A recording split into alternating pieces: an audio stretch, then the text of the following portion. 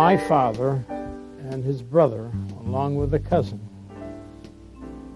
started this business in 1916 in Boston. Learning from the past, from our parents, the ethics that they taught us, and the quality issues that they always put before us to make sure that everything was of quality, everything was consistent. My forefathers were extremely particular about quality, just like I am, for the simple reason it was a case of once we get a customer, we want to retain the customer, and it's critical that they enjoy the coffee that they drink or they serve, and if they do that, guaranteed they'll stay with us. There's no one that produces a finer cup of coffee or a more consistent cup of coffee than we do. We have the people, the process, the product in order to be the best that we can be for our customers. I love tasting coffee and smelling coffee and just the history involved with it. It's just, there's no other way to do it. People try scientifically to analyze coffee. It doesn't work. This is the only place you can do it, by tasting it and smelling it. We look for how much body it has, how it feels in your mouth, how much acidity it has, whether it's a newer, bright coffee or it's an older, faded coffee. They all determine how it would be used in a blend. The actual process after the green bean comes into New England coffee starts with the blending. We've got 8 silos, each one holds about 10,000 pounds of coffee, and from there it's totally computerized. Comes out of the silo system into the roaster. It's blown in through a conveyor system. It takes about 2 minutes to be blown in, right into the roaster, and then it's all ready to roast. Roasting is anywhere from 9 to 12 minutes, depending on the darkness of the coffee, the type of coffee, and from there we determine whether we're going to grind it or package it as whole bean. The equipment that we have and the people that are running them and the people that are doing the testing, the people that are doing the tasting, and the people that are doing the blending. It all comes together. Quality and service, those are 2 main issues. Obviously the quality of the coffee that we manufacture and the service that we provide. We go overboard on service. We care an awful lot about our customers, and I know everybody says that, but we really do. This room here is where we do our quality control. We start out in the morning checking the grind, checking the color, and watching everything, make sure the packages are being made right and that quality. Winslow's was started in 1987. Its roots go back to Captain John Winslow, who was a sea merchant out of Boston Harbor. He went around the world to find the finest coffees in the world. He brought them back to Boston. We had purchased the Winslow's Coffee Company back in the 60s, so we are now bringing that name to the forefront with our gourmet and our flavored coffees under the Winslow brand name. And we're trying to position Winslow's in the middle, where we will bring you the best of both worlds with a high quality coffee at affordable price that'll be right between the two. It gives me a good feeling that so many people enjoy our coffee. Millions and millions of people enjoy our coffee every day, and it's because of our love for the coffee. The sales rep gets the needs of the customer. I fulfill the needs through the marketing efforts, whether it be POP and customization. And the whole point is to put that to the customer so they can increase sales. It's a marriage between New England Coffee, Winslow's, and the customer. In turn, gets the customer more traffic, more money, more profit. Customers call just to say, I want to place a coffee order. We also do a lot of teleordering. We call our customers. We have probably about 600 calls on telemarketing that we call them during the day at their convenience to see what they need for the week.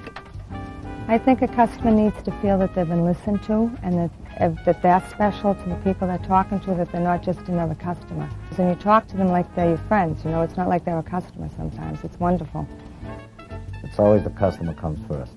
We have a very high retention of customers that we've had for years and years. We lose very few.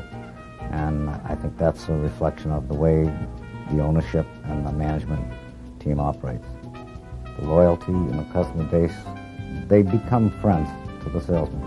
They bond, they make a friendship. They're there. They know if they call, most of our salesmen, if they call them at 10 o'clock at night and they get them on the phone, they'll respond. We're able to give our customer the best pricing we can because we try to create an average basis as much as possible and take the volatility, the speculators, Mother Nature, everything that factors into driving the price up or down, we try to balance that. And balancing that, we were able to provide a good price for the product and the quality that we give to our customers. Well, my uncle, who started the business with his other cousins there years ago, when I came to work for New England Tea and Coffee, he said, remember one thing, quality is your best customer. You serve them quality, they'll stay with you, they'll be with you for a long time. In fact, it's nice to know not only we third generation New England, we're dealing with customers that are second and third generation customers. And you have that common denominator. You know you're there to help them out. You know the pitfalls and the challenges they have. And that building that relationship goes a long way. I like to get involved. And I get involved. If there's situations between, if the salesman has problems, I'm involved. If the customer has problems, whoever gets the phone call from that customer, I get involved. So I'm like a troubleshooter, okay, for the salesman as well as any customers. And I like that. I like that. Service, getting the product out to them when they need it. They can't run a restaurant without coffee. They can't have a nursing home without coffee. So if I get a call that somebody needs something, it's up to me to get it right out to them without any delay. Typical days, we get up all the orders, get them out for that day, make sure all the customers are happy. We get it done. We design programs, individual programs for the customers. What we might present to a small diner might not work well for a white tablecloth linen restaurant, or vice versa. When you get that call on a Saturday night, someone's machines broke down and they have a banquet or a wedding or whatever, and you're there to help them, they never forget it. They never forget it. As a service department, we're part of the business that keeps the customer happy. And we promise usually if the call comes in the morning, somebody will be there that morning. If the call comes in the afternoon, somebody will be there that afternoon. I've probably done just about every job there is to do here. Unloading coffee off the back of a truck as it comes in the green bean form, dumping it into the hopper to be roasted, packaging equipment, driving a truck, driving the forklift. Not very good at the forklift, but attempted it a few times. Putting up orders. In 1968, I was a receptionist when I broke my leg in college. Typed invoices, worked in accounts payable and receivable. I've done everything. I don't think there's any job that I haven't done at New England Coffee. I guess that's a testament to what we really are, is that we don't ask anybody to do anything that we wouldn't do ourselves. I'm enthused, and that's why I come in even now to see what's going on. Not that they need me, but once in a while they may ask me a question or two, but they're doing a fine job, and I'm thrilled. Well, I just hope that what I've been trying to teach the third generation will impact what they do in the future.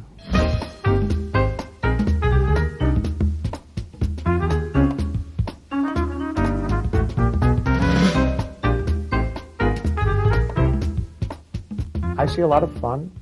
People making good coffee, making money to support their families, and just being successful. I think that's what New England Coffee is all about.